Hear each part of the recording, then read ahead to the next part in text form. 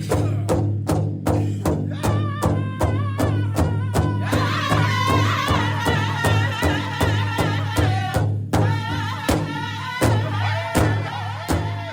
my guest is Mark Buettner from Ambodat. He is the director, and it's always full of activities. Mark, I'll let you start with your full agenda.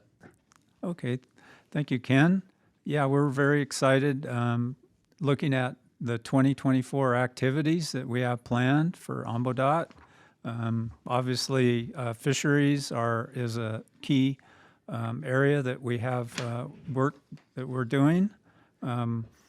We're in the process of constructing 3 additional rearing ponds for our Chwam and Koptu program.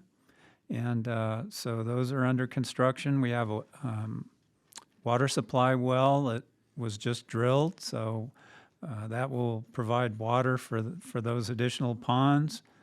Our crew is also modifying our hatchery building to provide more space for pond harvest and tagging, data collection, and treatments on the fish that we harvest out of our ponds. So that activity is underway. We're also initiating discussions with Oregon Department of Fish and Wildlife regarding the salmon reintroduction program. Obviously, we're currently in the process, basin-wide, of removing the 4 dams on the Klamath River, and expect salmon to be returning to the Klamath homeland in the near future. So we're assisting Oregon Department of Fish and Wildlife with that reintroduction. The initial stages that we're involved in is kind of evaluating some techniques to reintroduce the spring Chinook salmon, which we're not expecting those strains to repopulate on their own. So that's going to require some hatchery rearing activities. So there's been a couple years of studies where they've taken fish from the Trinity River hatchery, gotten eggs and reared them here in the Klamath hatchery in Fort Klamath area, and then released up to 10,000 fish per year in some of the tributaries to Upper Klamath Lake to evaluate their survival and success, which will help guide future rearing activities to reintroduce the salmon into the upper basin. We're preparing for our 2024 sucker rearing program to collect sucker larvae out of the Williamson River and Sprague River, and also making egg collections from fish that we spawn that are at the Eastside Springs, and potentially koptu or short-nosed suckers that we capture out of the river. Of course, the koptu are the species that are in serious decline. We only have a few thousand fish left in the adult population, so we need to actively increase our rearing activities to help them on the road to improving their status in the lake. So this next year, we have a goal to release approximately 10,000 7 to 10 inch Chwam and koptu. And that's our current goal for the next, per year in the coming future. And we currently have 18,000 fish at our station. So we have a lot of fish that are growing to reach those target sizes. So, Ken, another major activity of the Ambodat Department is our restoration program. We're really pleased to have a 9-person restoration team that is working on the tribe's Hog Creek property, restoring meadow and stream channel habitats and removing encroached lodgepole pine on over 115 acres of land that we've treated so far. So, we're really really proud of our team and the accomplishments they're making in the tribal homeland. The restoration team is also planning additional restoration projects on several streams for the upcoming year, including on Long Creek, Dry Creek, and Blue Creek, which are located on Green Diamond, Forest Service, and Nature Conservancy properties. We're also assisting with habitat restoration planning and implementation on private lands in the Sprague River Basin with several private landowners that have ranches along the river. Another project is installing livestock watering wells on tribal ranch landowner properties to keep cattle away from riparian areas and streams. So we're glad to finally get that going this year. Another program that we have at Ambodat is our hydrology program. For the last approximately 5 years, our hydrologist and hydrologic technician have been monitoring surface and groundwater in that Klamath Marsh area to assess water availability and opportunities to increase marsh levels and stream flows in that area. In recent years, there's been little or no water coming out of the marsh going down the Williamson River down to Upper Klamath Lake. So we're trying to assess what the cause of that decline is, and are there activities that we can implement to increase both the water levels in the marsh and river flows in the Williamson River. The hydrologist has also installed a number of shallow groundwater wells on Hog Creek Ranch and Rocky Ford Ranch, both properties owned by the Klamath tribes. And the intent of that is to monitor changes in groundwater levels related to upcoming and currently occurring habitat restoration activities. Our goal with the restoration projects is to reconnect floodplains, increase groundwater levels, and overall increase water availability in the Upper Klamath Basin. We also have a water quality crew that's been monitoring water quality conditions in our streams in the Upper Klamath Basin as well as Upper Klamath Lake for 20 plus years for the rivers and 30 plus years for Upper Klamath Lake. So the crew is continuing to monitor approximately 20 tributary locations in the Wood River Valley, on the Sprague River and Williamson Rivers.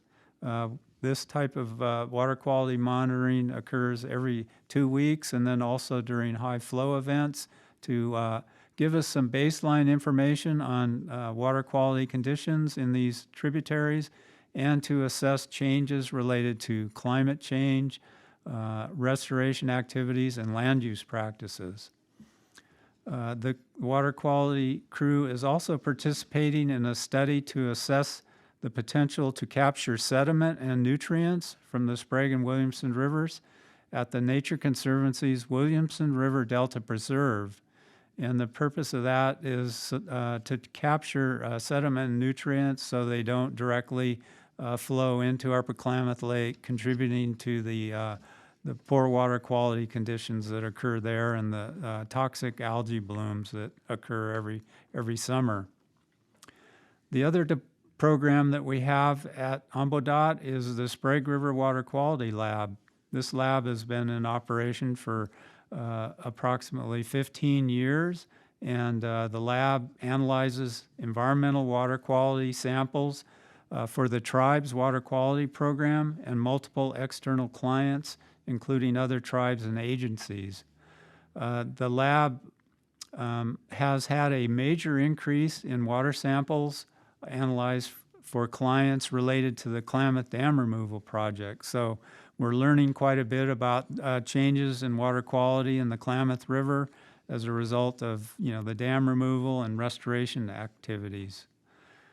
Another activity that we're involved in is ESA, Endangered Species Act compliance. So we participate in coordinating and consulting with some of the federal agencies that deal with Endangered Species Act regulation.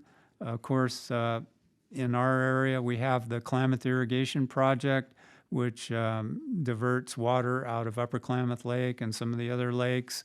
And so we are participating in a process to identify the appropriate water allocations and water needs for protection of the Upper Klamath Lake environment and assisting with the protection and recovery of our chwam and koptu. So that's kind of an overview of our program, Ken. So if you have any additional questions or comments, I'd be glad to answer them. Well, when you were going back to the chwam and koptu, we were at a symposium a couple of weeks ago that you attended and I attended. I was surprised to see how much research in different agencies, federal, state, county, are involved in trying to protect and replenish the chwam and koptu in the Upper Klamath Lake.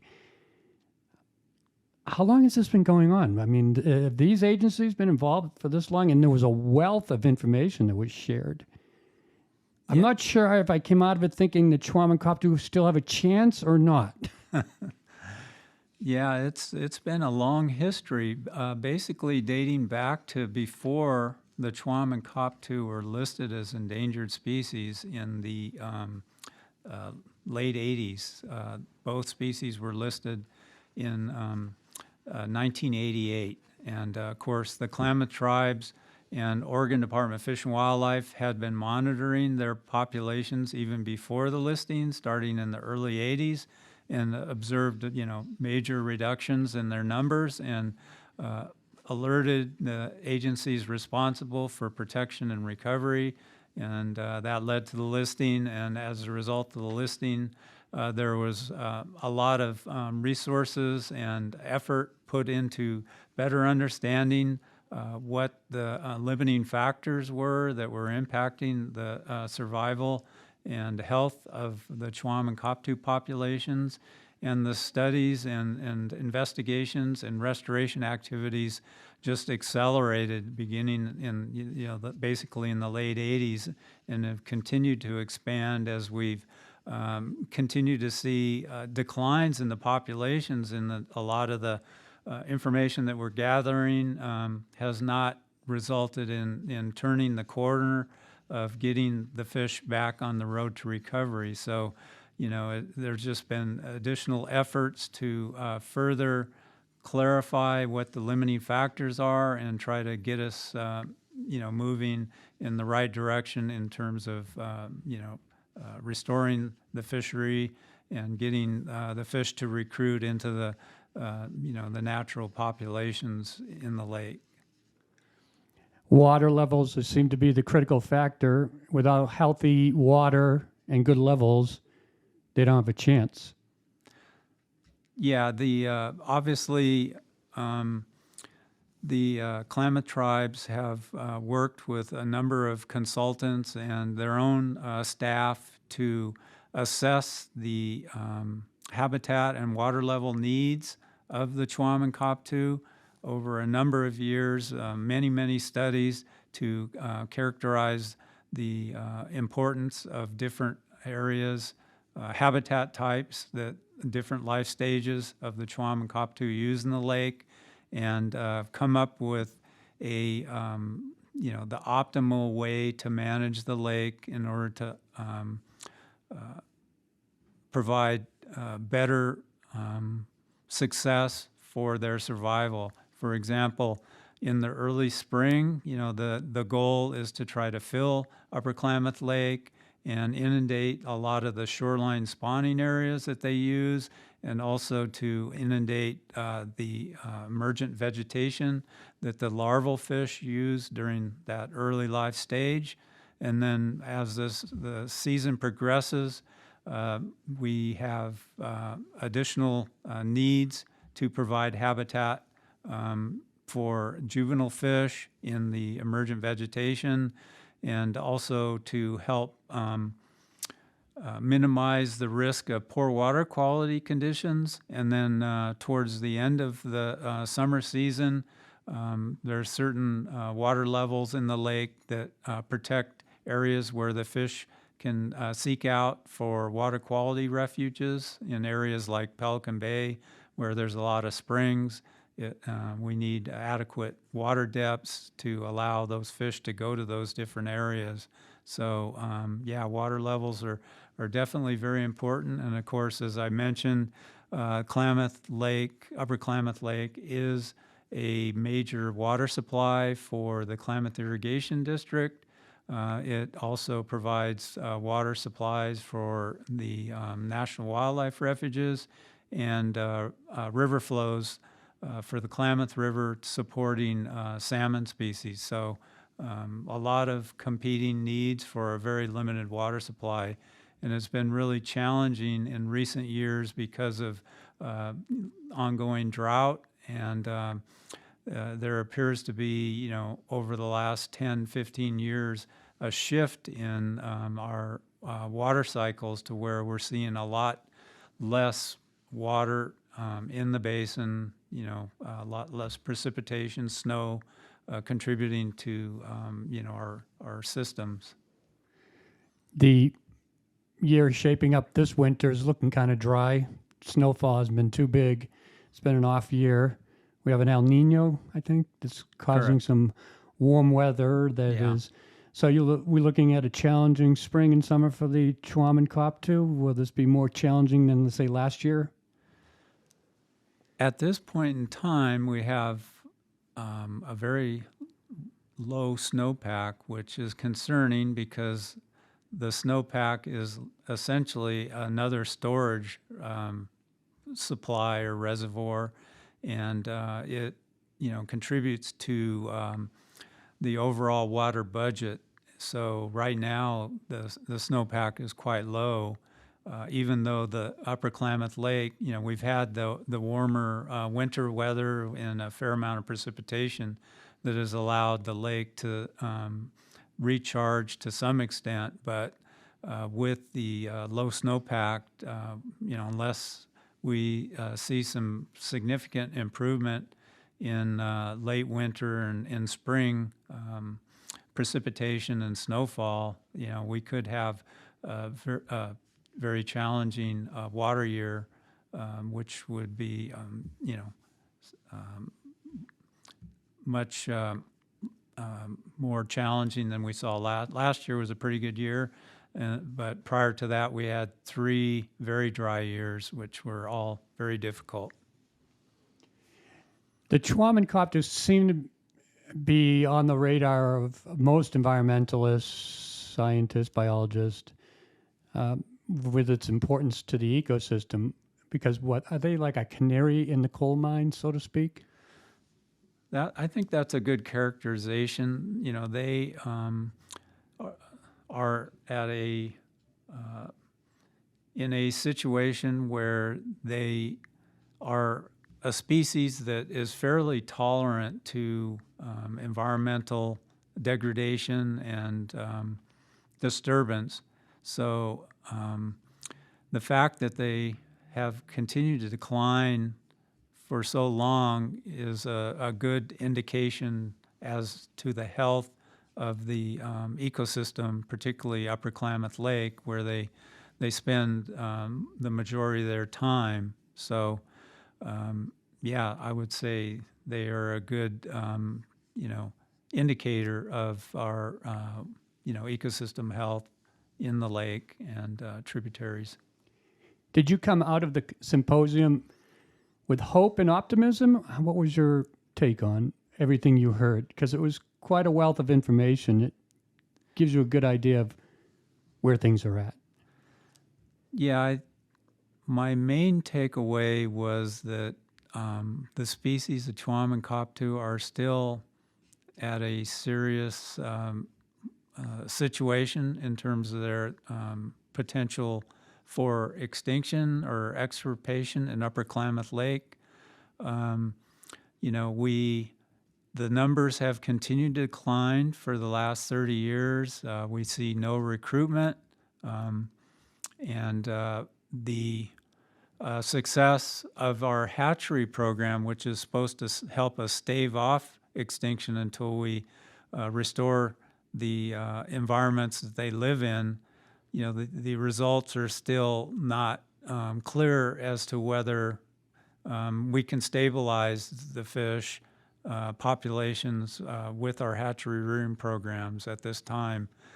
There's some preliminary results that some of the scientists believe that the hatchery is likely to at least, keep the fish from going extinct, but not produce enough numbers and have a good enough survival to really kind of move the needle for the species. Yeah, well, if they fail, then it will impact other creatures in the upper Klamath Lake that fed on them in the past. They are a food source, not only for people, but other animals and fish, Right. birds. They mentioned a lot of the predation of birds. They Yeah. naturally go after them. Right. Yeah. The Klamath Basin has very large populations of different water birds. Pelicans and cormorants and other species of predaceous birds that utilize the chwam and koptu as well as other fish. So, there's with the continued decline of the chwam and koptu, it does have those, indirect effects on other species, like you had mentioned, including the birds and probably other fish and other organisms that are interrelated and with the native fish. Mm-hmm. Well, we will continue watching and hoping for the best. Thank you, Mark Buettner, Director of Ambodat. They mentioned you at the symposium, too, as you were one of the first real people to go out there and do the research. Yeah, I've been involved in working with these species since 1986, so been around for a while. Sure would like to see them moving towards the road to recovery. Very good. Thank you, Mark Buettner, Ambodat Director here at the Klamath Tribe.